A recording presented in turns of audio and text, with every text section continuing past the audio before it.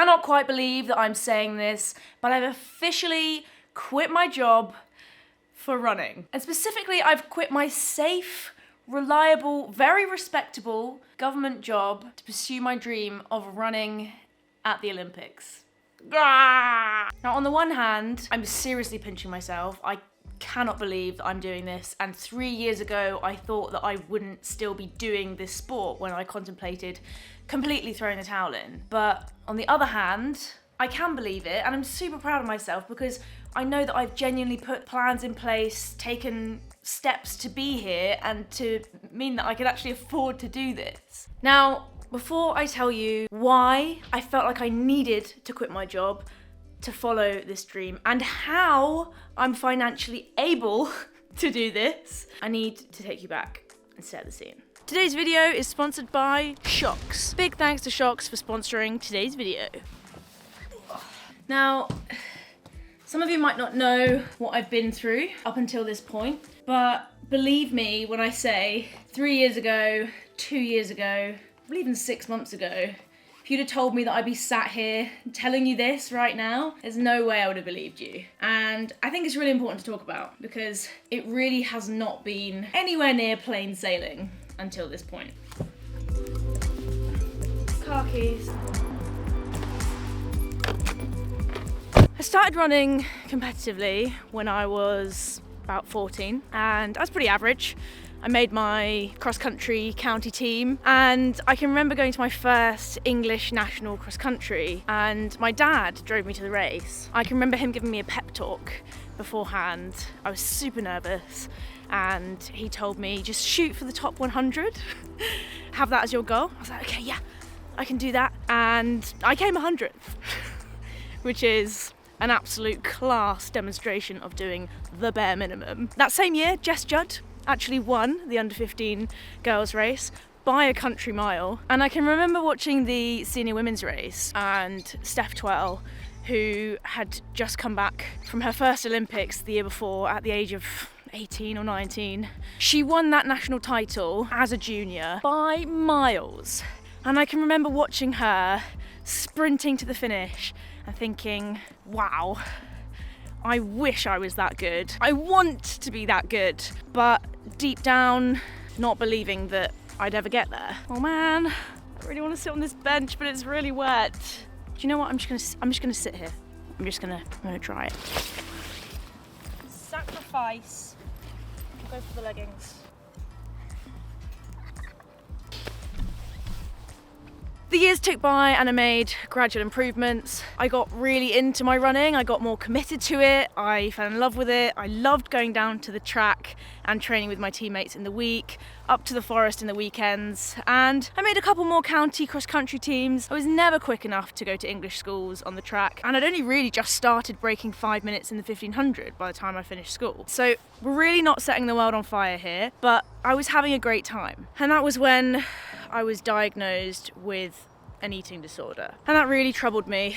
All the way through university, my running performance would fluctuate. I'd get 2 or 3 months of training together before getting sick or injured, and it really wasn't conducive to running fast. I'd run worse when I felt worse about myself, and I'd run better when my mental health was maybe doing better, and I think that's when I really fell out of love with the sport. That's when I'd really lost the reason why I started running in the first place.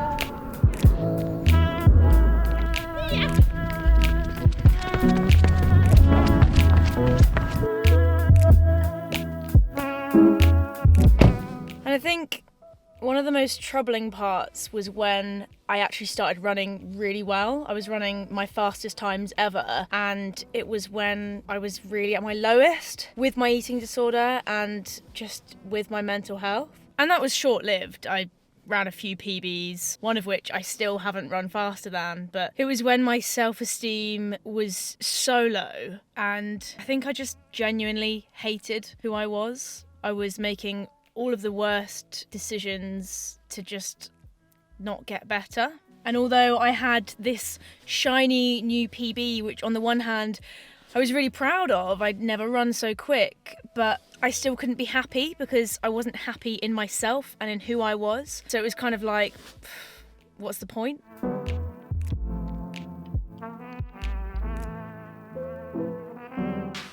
And that's when I hit probably the lowest low.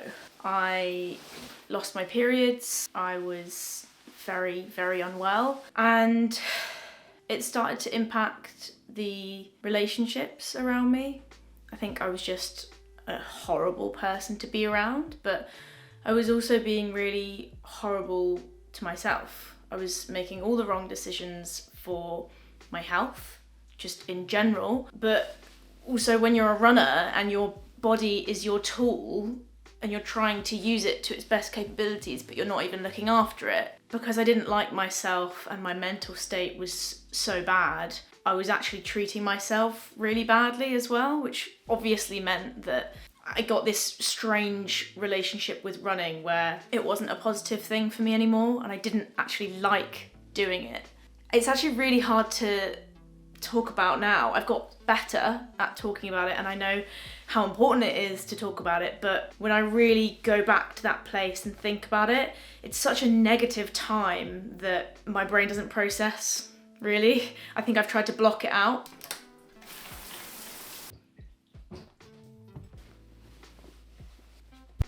And then I had what I thought was going to be the absolute dream opportunity once in a lifetime to go and run in the NCAA at Oregon University, the home of track and field, history to the nth degree. That story could be a video in its own right. We'll just say, in terms of my running whilst I was out there, my mental health, absolute car crash. Fast forward to 2022.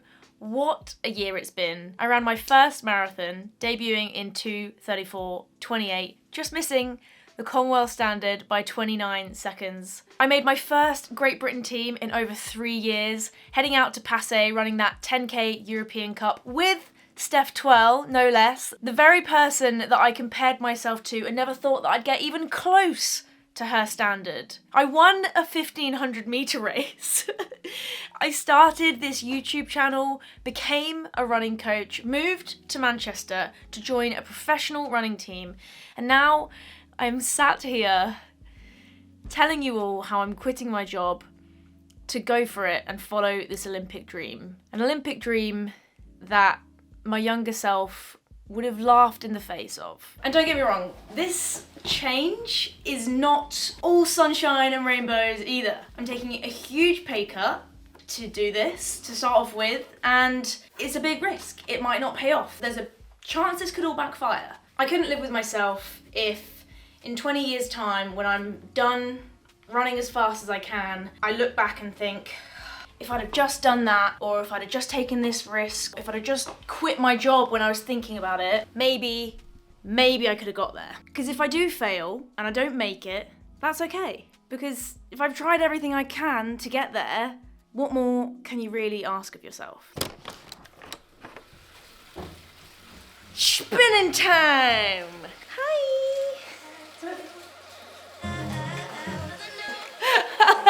Jesus.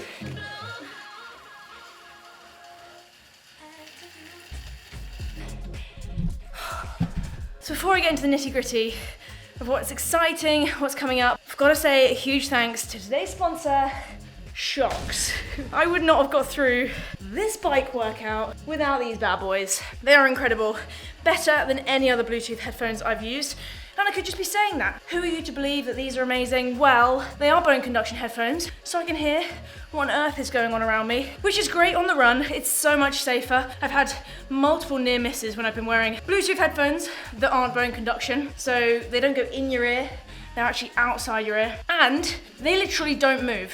I can shake my head, they're still on, I can headbang.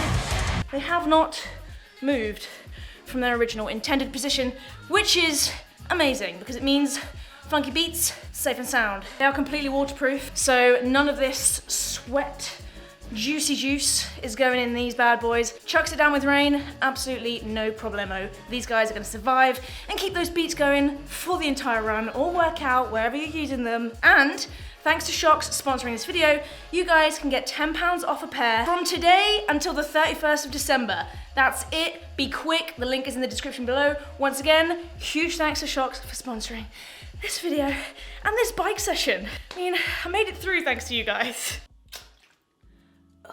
So what's next for me in terms of the here and now is gonna be a lot of the same.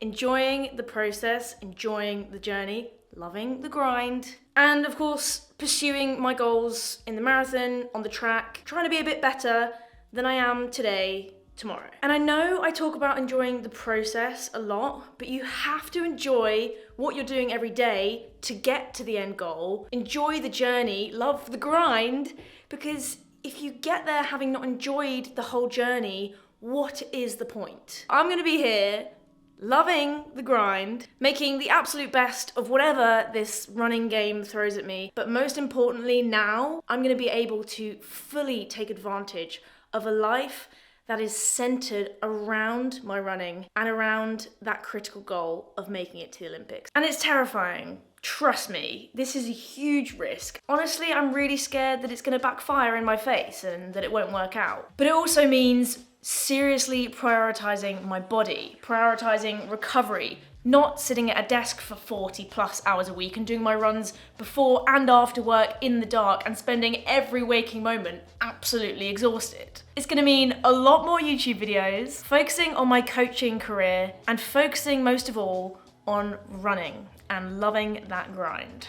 And I know that literally every YouTuber says this, it probably gets so old and so corny and so expected, but I have to say a huge thank you to all of you. Without YouTube, without you watching my videos, people that are subscribed, people supporting me on my Patreon, I would physically not be able to do this. I would financially not be able to make it work. And I genuinely would not be able to make this commitment, this choice, to my dreams. Starting this YouTube channel has genuinely changed my life and it's one of the best decisions I ever made. I cannot wait to take you guys with me, continuing this journey to the Olympics. It feels so weird saying that, but why not? I've got to say it out loud, right? If you don't say it out loud, then you clearly don't believe in yourself enough. So I'm gonna say it. I'm gonna say it every day, and when I meet one of those random people that goes, "Oh, you're a runner. Oh, what are you going to do with that? Are you going to go to the Olympics?" You'd be surprised how many times people ask me that. I'm gonna go, yeah. Yes, I am actually. I haven't been selected yet, no, but I'm going. Blind confidence. That's what we're going with. And if you're watching this feeling like you can even remotely relate to anything I've said, I hope you can take just a little bit of inspiration. And if you're thinking of pursuing something that you've dreamt of, or your gut's telling you to make a big decision and it's scary and terrifying, but it's exciting, do it. Go for it. Believe in yourself, trust your gut, and reach for it. If you don't try, you're never gonna know, and the only thing you're gonna regret is not trying. Sounds so cringy, but you do only live once. So f*** 'em. Go for it. Who cares what people think? It's your life. And this has been enough of a TED Talk. I'm out. Love the grind. Subscribe. Goodbye.